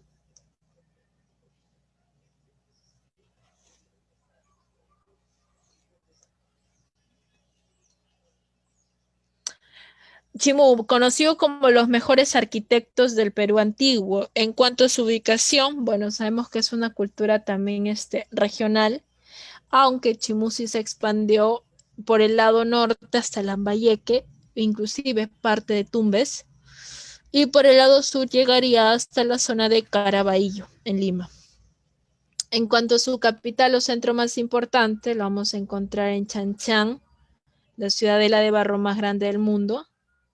Y dicho sea de paso, es también patrimonio de la humanidad, declarada así por la UNESCO. El descubridor de Chimú va a ser Federico Max Ulle, ¿ya? El descubridor de Chimú va a ser Federico Max Ulle. ¿Cuál sería el origen de Chimú? Bien, el origen de Chimú también lo vamos a encontrar en la cultura lambayeque o Ocicán. Ya, en la cultura lambayeque Ocicán. La deidad principal de los chimús va a ser la deidad Xi, la diosa luna. Existió una moneda, en este caso para las transacciones comerciales, para los chimús, sí, las famosas hechitas de cobre. En cuanto al idioma, se practicó el muchik y el kijnan. El kijnan era un idioma solo utilizado por los pescadores. ¿Ya? Solo utilizado por los pescadores. En cuanto a su economía, hablamos de la práctica de una agricultura intensiva. Y para ello era necesaria la utilización de los huachaques o las chacras hundidas. Hasta el día de hoy, y si han tenido la oportunidad de ir a Chanchan, se pueden observar todavía algunos huachaques. Eran como una especie de pozos que filtraban el agua de la parte subterránea, pues, ¿no? En cuanto a la organización sociopolítica, es considerado el primer estado teocrático hereditario. Esta es la organización sociopolítica que vamos a encontrar. Tenemos al Sequich o Chimucapac, el máximo soberano Chimú. Tenemos a la LAEC o los gobernadores locales de un valle. A los flics o caballeros, que vendrían a ser la aristocracia guerrero, los militares. A los pichilcas, que eran los comerciantes. Al paraenc, que era el jefe de campesinos, una especie de curaca local. A los llana, que eran los esclavos, los trabajadores agrícolas y marinos. Aquí tenemos una lista de gobernantes o reyes más importantes dentro de Chimú. Por ejemplo, tenemos a Takainamo, que es el primer rey o el fundador legendario del reino Chimú. También tenemos a Huacricaur, que sería el hijo de Takainamo, quien se encargó de unificar a los Chimú. También tenemos a Nansempinco, que se encargó de conquistar la zona de Santa y Pacasmayo. Y finalmente a Michan Samán, que conquistaría la zona de Tumbes. Y durante el gobierno de Michan Samán fue que los Chimú serían conquistados por los incas, ¿ya?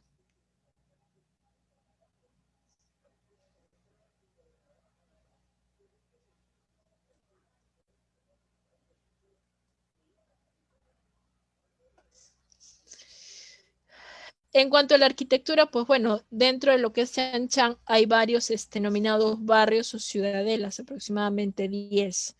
En cuanto a su cerámica, destacan los huacos silbadores de doble cuerpo. Presenta forma globular y gollete estribo. La utilización de un solo color, el negro azabache.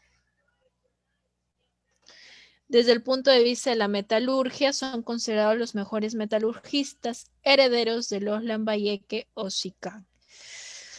Los dioses principales para los Chimú fue la diosa Luna, Xi, la diosa del mar Ni y el dios del sol Yang.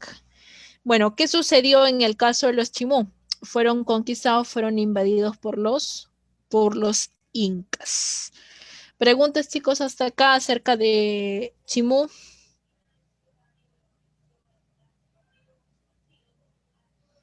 ¿Cuál será ahí la pregunta de repente si tienen alguna?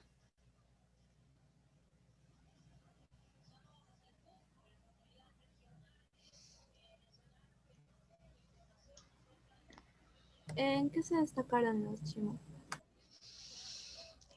A ver, en el caso de Chimú, van a destacar en la metalurgia. Por ejemplo, una de sus más importantes muestras metalurgistas va a ser el famoso tumi o cuchillo ceremonial. No confundir con el cuchillo de Ijimo, que ese sí es de los Lambayeque Ocicán. ¿Ya? Sí, es lo más destacable de los Chimú. Gracias. Habíamos mencionado que una cultura se había considerado proto-chimú. ¿Cuál era? Ya, ese es en el caso de Moche, cultura Moche.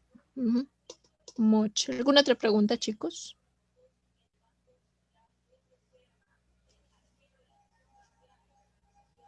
¿Alguna? Hablar de la cultura de la Lambayeque Ocicán. No, en esa oportunidad no, pero cuando hagamos ya nuestro repaso, ahí sí, a manera de un cuadro resumen, la colocamos a Lambayeque Ocicán, porque aquí están las culturas más importantes, así, las más precisas. ¿Ya? Muy bien. Damos por terminado esta parte teórica y vamos a la práctica, ¿ya? Un momento.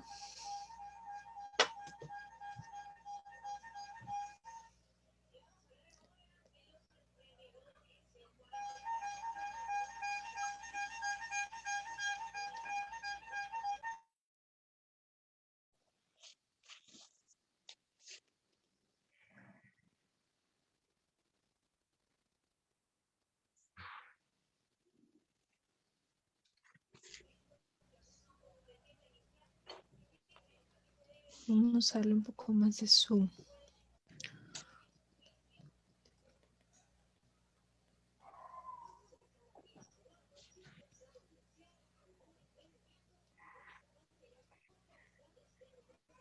Muy bien, chicos. Pregunta 1 dice: estudioso que para una interpretación más ordenada y sistematizada del Perú antiguo clasificó la cultura en horizontes e intermedios. Benito. Ule, Engels, Lumbreras, Tello o Rowe. John Rowe. John Rowe, muy bien. Ujú. Pregunta 2. Las culturas representativas del primer, segundo y tercer horizonte cultural, respectivamente, fueron Moche, Tehuanaco, Chimú, Chavín, Guari, Chincha, Paracas, Guari, Incas, Chavín, Guari, Incas, Chavín, Nazca, Incas. ¿La D? La D. La D. ¿Seguros? Sí. 100% seguros. Sí. Guari, Incas, correcto. Chavín, Guari, Incas, perfecto. 3 dice, la cultura Nazca y Moche tuvieron un excelente desarrollo en el campo de la hidráulica. No pertenecieron al periodo de los horizontes culturales porque no llegaron a tener gobiernos teocráticos, gobiernos militaristas, constituirse en panculturales, formar estados regionales, desarrollar culturas diferenciadas. ¿Cuál sería ahí la alternativa correcta? ¿Qué quiere decir con panculturas? La D. Que lograron unificar a varias culturas, a partir de ello surge una. A eso se refiere. Como es el caso de Guari, que es la síntesis de 3 culturas. Okay. O como Chavín, porque al fin y al cabo, la tesis que se mantiene de Chavín es que logró constituirse a partir de lo que se logró desarrollar anteriormente, hasta que surge Chavín. ¿Cuál sería la alternativa correcta? Muy bien, constituirse en panculturales.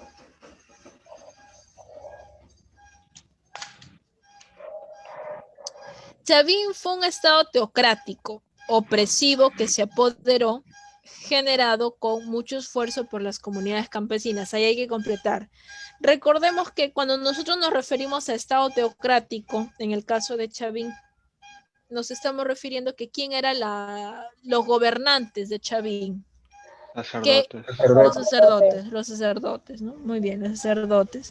Y los sacerdotes, como una especie de culto de peregrinación, obligaba en este caso al pueblo chavín Ya, obligaba al pueblo chavín que tenía que tributar de alguna manera. ¿Cómo se reflejaba ese tributo? ¿De qué se apoderaron? Excedente productivo. Del excedente productivo.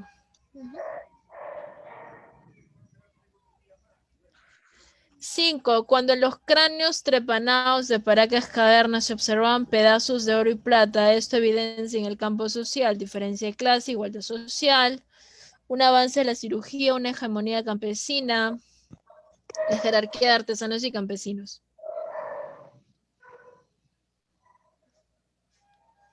¿Cuál sería la alternativa correcta?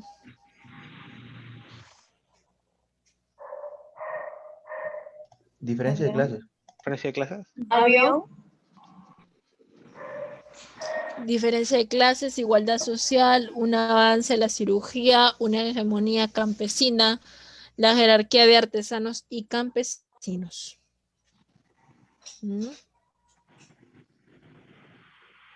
¿Cuál será?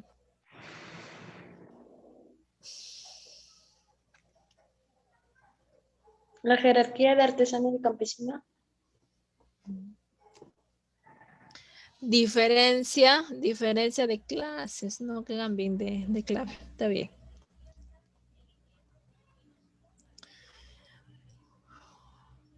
Seis. Tomando en consideración el criterio cronológico propuesto por Tello,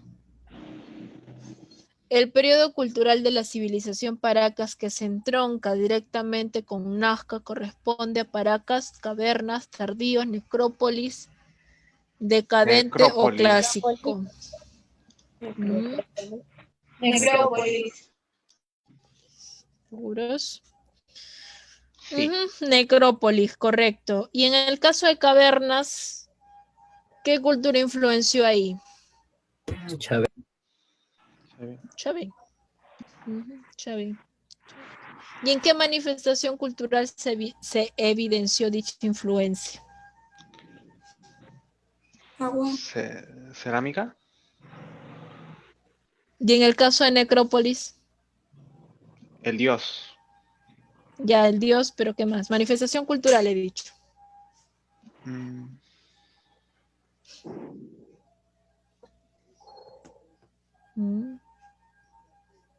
¿Cuál será?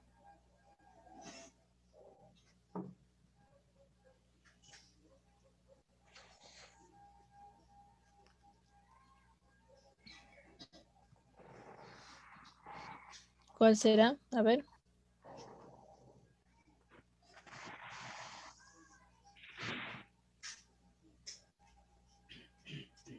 La cerámica. En el caso de necrópolis, influenció Nazca en su... No fue cerámica. No fue. Textilería. Textilería. Correcto, textilería. Muy bien, textilería. 7. La influencia cultural ejercida por el horizonte chavín sobre la costeña cultura Paracas se manifiesta notoriamente en las formas de enterramiento, la similitud en técnicas agrícolas, los motivos decorativos de su iconografía religiosa, las innovaciones quirúrgicas, la avanzada tecnología alfarera.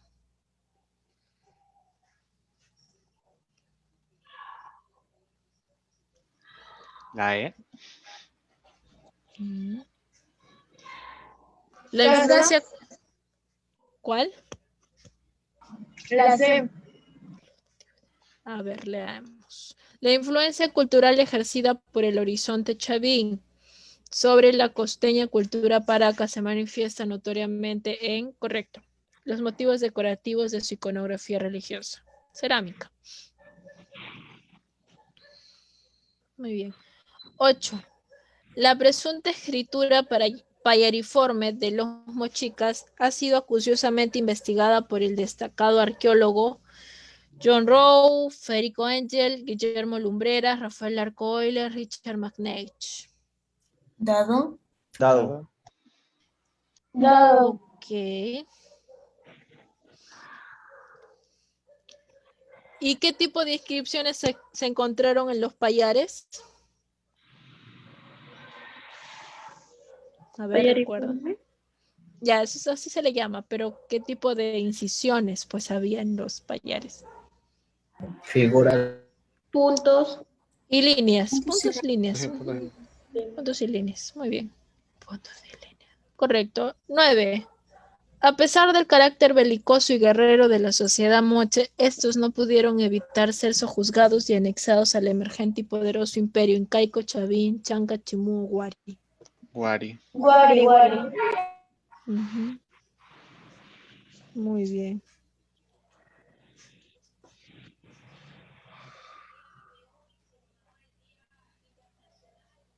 ¿Quiénes fueron los conquistados por los incas? Ah, ¿Qué los cultura? Wari. No, ¿quiénes Otro. fueron conquistados por los incas? Los chimú. Mucho. Los chimú. Ah, sí. Ujú. Los chimú. 10. Desde la perspectiva interpretativa de Paul Kosok, los enigmáticos y gigantescos geoglifos de la Pampa de Nazca fueron un calendario astronómico, seques o caminos ceremoniales, un zodíaco andino, un mapa a gran escala o un sistema de acueductos hidráulicos. La B. Sé que su camino ceremonia. Mm.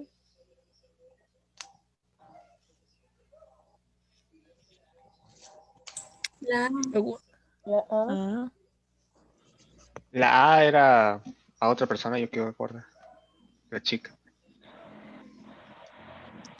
Calendario astronómico, ya, bueno, era más un calendario agrícola, eso lo denominaba María Reich.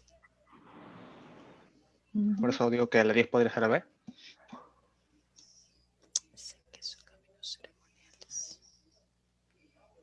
Lo denominó libro astronómico. Ujú. ¿Cuál sería? La B no puede ser. Entonces Zodíaco Andino. 10 letras C. 11. Arquitectura tiahuanaquense que representaba la práctica del orfismo oculto a los muertos. ¿Mm? ¿Cuál será ahí la alternativa correcta? La La A. Tenemos Complejo de Cabo Viejo, la Fortaleza de la Capana, la Portada del Sol, el Palacio Alcalá Sasaya y las Chulpas de Sishustani. 11 letra A, perfecto. 12. Representa la tecnología hidráulica de los tiahuanaquenses, lo guaruguaro, el acueducto Mayorito, el canal de la Cumbre, los andenes de Guayanta, el canal de Cumbemayo. Los Los guaruguaru. Guaraguaro. Ujú. Lo guaruguaro. Muy bien, los guaruguaro. ¿Y cuál era la otra técnica hidráulica que tenían los tiahuanaquenses? ¿Cuál era la otra técnica hidráulica que tenían los tiahuanaquenses? camellones. Camellones. Ya eran los guaruguaros o camellones. ¿Cuál era la otra? Pisos ecológicos.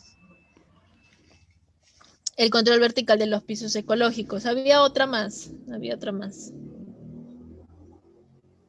Había otra más.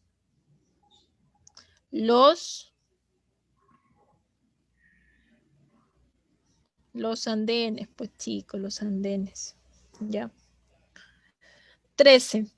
La sociedad chimú fue clasista y las clases privilegiadas dirigenciales excluyen a los que se encontraban en condición de prisioneros de guerra, denominándolos flics, paraen, sequich, piñas o pisilcas. Chilcas. La sociedad chimú fue clasista y las clases privilegiadas dirigenciales excluyen a los que se encontraban en condición de prisioneros de guerra, denominándolos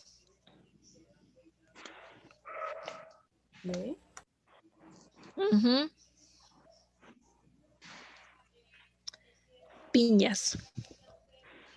14. No representa una cabecera de región Guari. Pachacamá, Piquillacta, Guarihuilca, Marcahuamachuco, Tambo Viejo.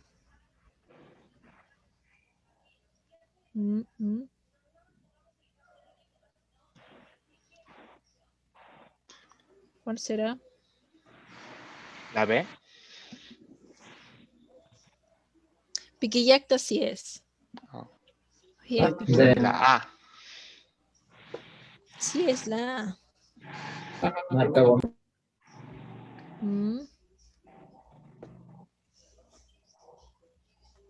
¿Cuál será? Marcahuamachuco sí es. Está aquí en la Libertad está.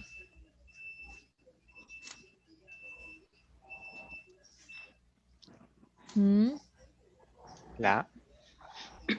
Sí es Pachacamac. Ah. La E. Correcto, Tambo Viejo. 15. Es considerado el primer estado panimperio por la influencia que ejerció en diferentes regiones andinas y costeñas. Guari, Chavín, Guari, Huancas, Mochica o Tiahuanaco. Chavín.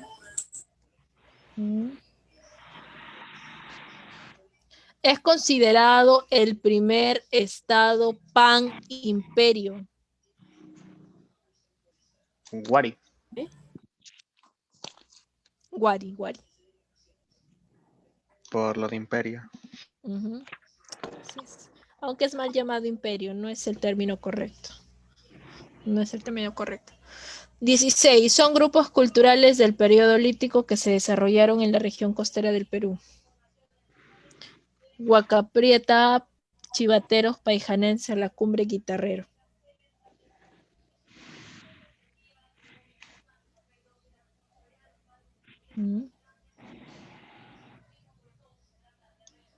La B.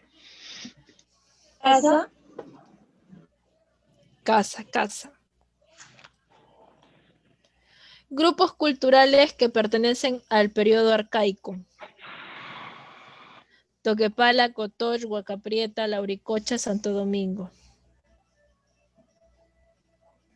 la E. No. Muy bien.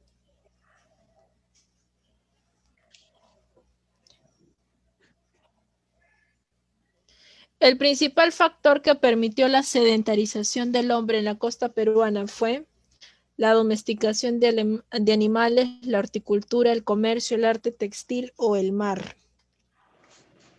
La horticultura. Horticultura.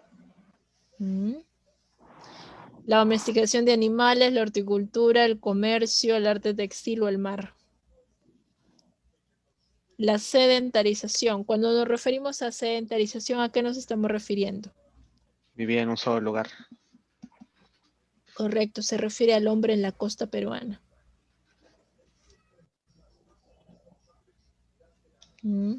Horticultura.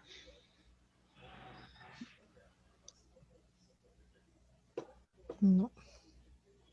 El mar. El mar, correcto. El mar. Costa.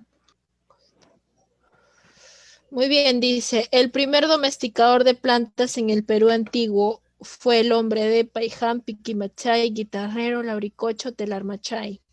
Guitarrero.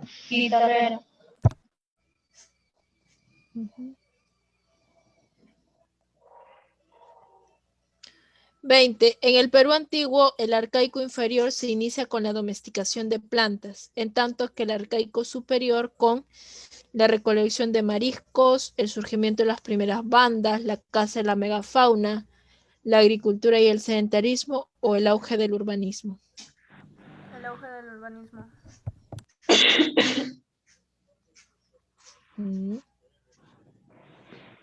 Pero el auge del urbanismo viene con, es un poquito ya de cultura, y aquí se está refiriendo a los primeros pobladores del Perú.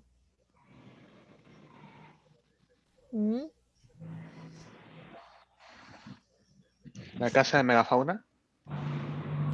No. El surgimiento de las primeras bandas. A ver. Piensen lo bonito, analicen lo bonito, la pregunta. La agricultura y el La agricultura y el sedentarismo. La agricultura y el sedentarismo. Ya. La agricultura y el sedentarismo. 21. Para capturar a los camélidos andinos, los cazadores en el antiguo Perú practicaban el chacu en el periodo formativo intermedio, arcaico inferior, lítico o neolítico.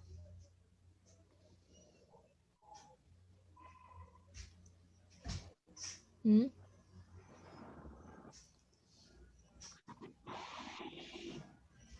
Lítico. A ver, ¿qué dicen los demás?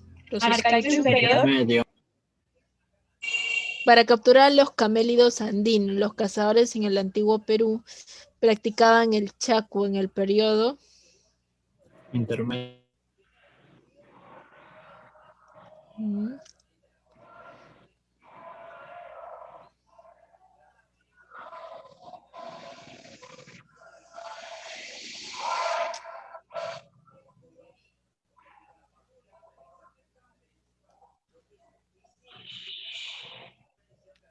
Correcto. Lítico. 22. El surgimiento de clases sociales se inicia progresivamente en el Perú antiguo. El trabajo comunitario obligatorio, la descomposición de la comunidad primitiva, la división natural del trabajo, la caza y la recolección, una economía de subsistencia.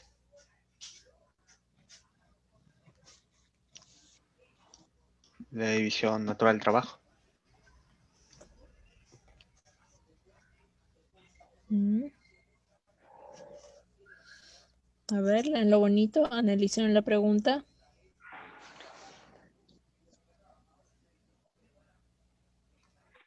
Analicen la pregunta.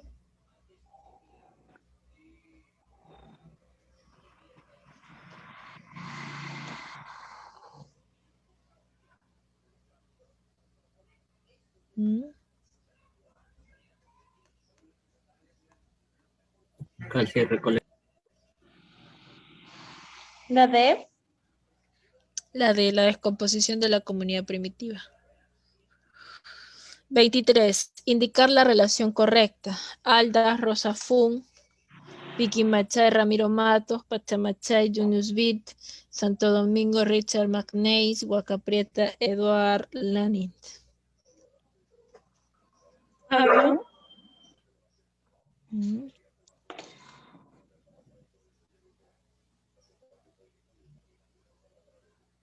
Ok. Aldas.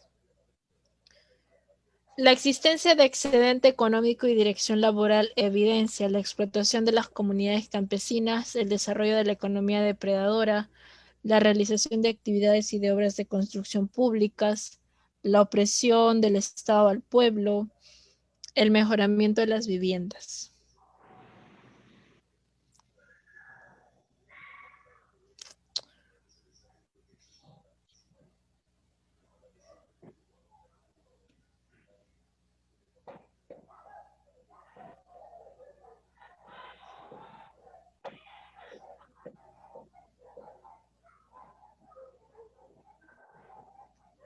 ¿Cuál sería la alternativa correcta? La existencia de excedente económico y dirección laboral evidencia. La C. La C. Uh-huh.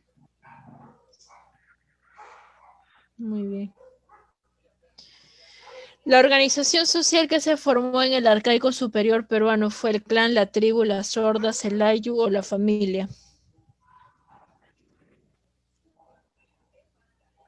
¿Cuál sería la alternativa correcta? La B. Tribu.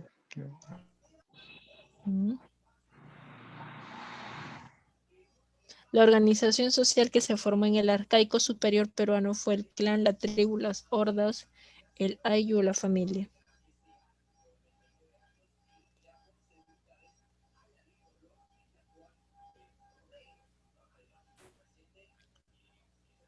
el ver, los escucho. La A. ¿El clan? ¿El clan?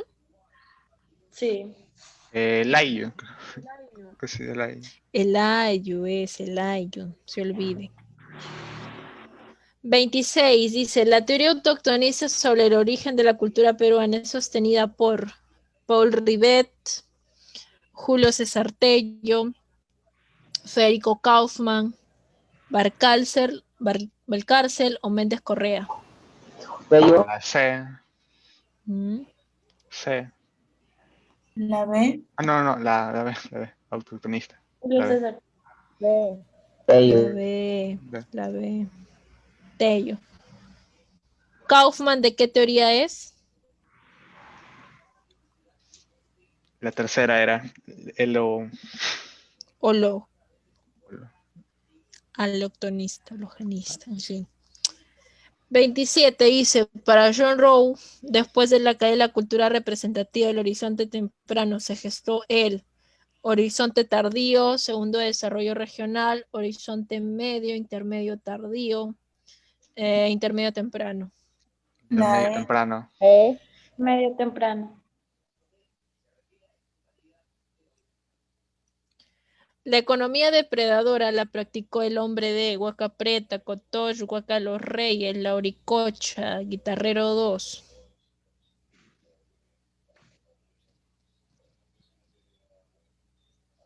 ¿Cuál será ahí? Guitarrero 2.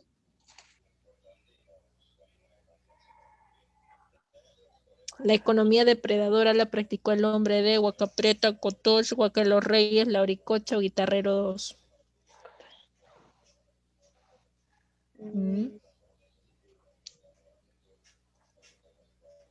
Piénsalo bonito, analiza tu pregunta.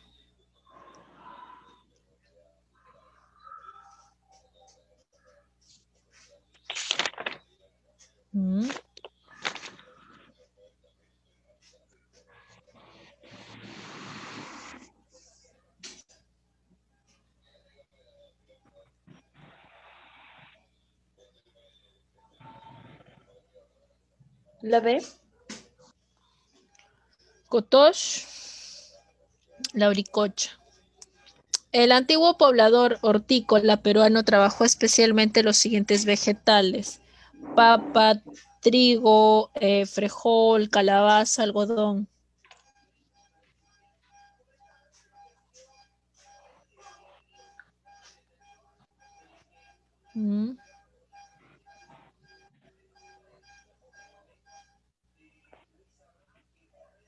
¿Cuál sería la alternativa correcta?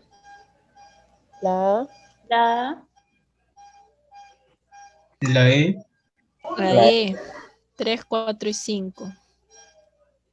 Frijol, algodón y calabaza. 30 dice, las glaciaciones contemporáneas a la Lauricocha que ocurrieron en Europa y Norteamérica son Mindel, Kansas, Nebraska, Wisconsin o Gur. La E.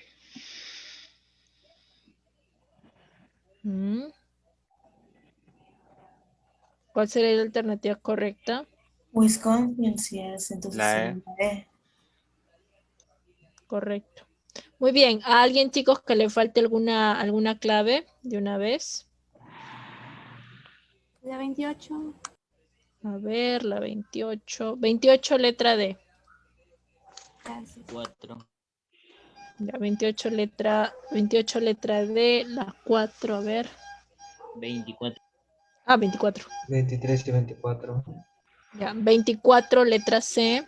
Ahí está. 24 letra C, 23 letra A.